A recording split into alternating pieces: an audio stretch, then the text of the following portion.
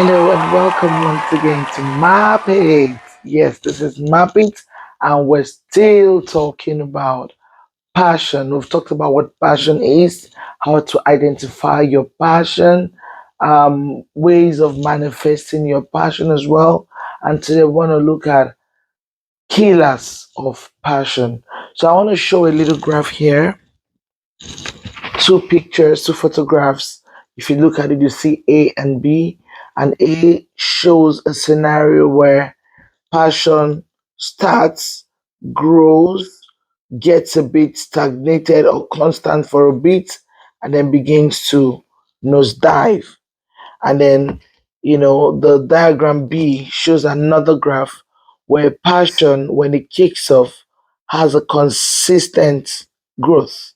You see, it's just one arrow that keeps going straight up, consistent growth, consistent, mark the word, growth, whereby in some scenarios, you kick off with so much passion, you start, you grow, you get a bit tight or constricted at some point, and then instead of growing further again, in some other cases, there's a steady decline.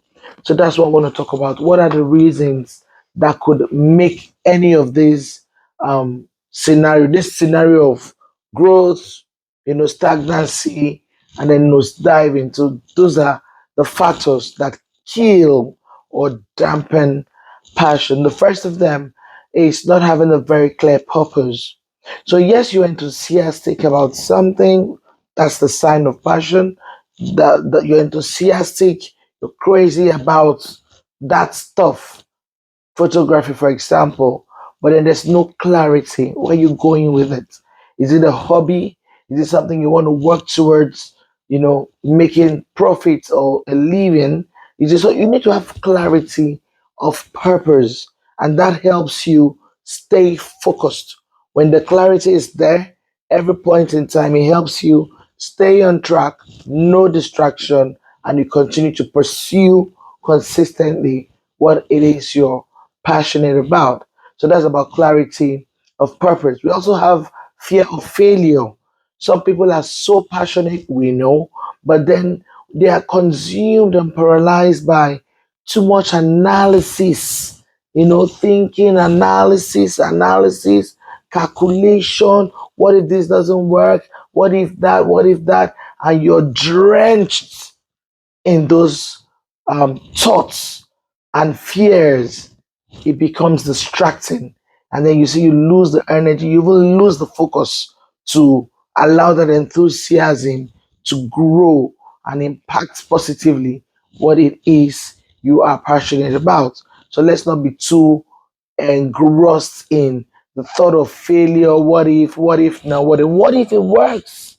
What if it becomes exactly even beyond your imagination? Okay, so that takes us to the third point of positivity. So when you surround yourself with negative thoughts, negative people, negative environments, it dampens your passion. Okay, because the little faith you have in yourself, you have 100 or 1,000 people out there who are saying negative things, who are distracting you, comparison as well. You look at others with your beautiful voice, you're thinking of starting a music career, and then you begin to ask yourself, how long will it take me? You don't have you begin to have all those negativities around you. It helps you truly achieve this curve where you go, you start off because the passion is there, and then you don't last, you begin to nosedive. Those are some signs or killers of passion. What else? Burnout. So imagine you are that photographer. Now we know you're passionate, you're all out doing your thing, and then you don't have a portion time to rest. You don't have a balance, you don't have a structure, and you're in the field working, working, working consistently. Come on. Someone say body no be firewood. You will burn out. And when you're burnt out, you're consistently tired, you're always fatigued, you're always stressed.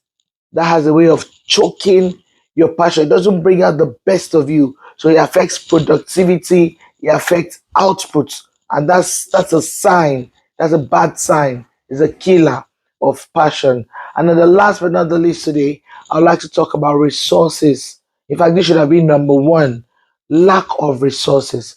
But I made it the last because I would like to take some time to explain. So when you say lack of resources, the first thing that comes to anyone's mind is, oh, funds, cash. I don't have money now. This is my passion for photography. I don't have money to push it. This is my lovely voice. I don't have sponsors. And you just give up at that point. So it's not all about money. Money is important. It's good to have money to push your dreams, invest in your dreams, in your passion. Okay, but it's also important that you have time. Time is a critical resource. They say practice makes perfect. So, what if you don't have the time to put into practice? What if you're so busy, consumed? Maybe you're a student, you're consumed in your studies, and that's the time to really focus on your exams and things like that. So you need to balance it, have the right time, create the right time to pursue your passion. And then what about the tools?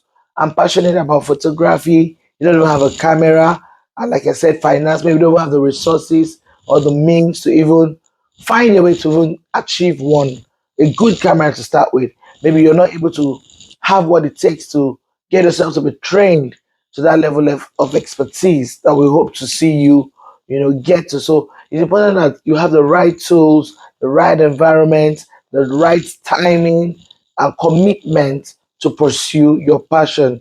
I said that would be the last, but I want to talk about complacency as well. That's like a bonus. So complacency is the point where you're consistently doing well in your pursuit.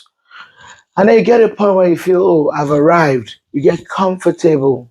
You even like I said in the graph, you've got to this point where you've grown, but then you're complacent, you're comfortable, you're so relaxed, and you now begin to have a steady, straight line. When you get to that point, you need to watch it because being too relaxed, being too complacent, being too full of yourself that you've arrived, if you don't watch, you begin to nosedive. Because at that point, you don't seem to be growth hungry.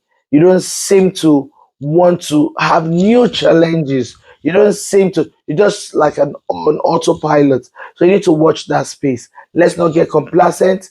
I mean, perhaps you've hit your goals, you're already doing the things that give you joy, your passion, your enthusiasm is breathing. Don't get too comfortable so you don't begin to decline. Okay. So thank you very much. I hope those tips were useful. Those are things, signs to watch out for, killers of passion, factors that dampen your passion. So you can look up other series, the last 3 weeks talked about how to identify your passion, what passion is, how to manifest, and so on and so forth. So next week, I'll be sharing the compilation of people's experiences and perspectives about passion. And thanks to all of you who have been sending your videos, sending your stories. I really appreciate them. I've read them. And next week, we will close the July topic edition of passion with those videos and perspectives. Don't go away. Stay tuned. I love you. This is Muppet. See you next week.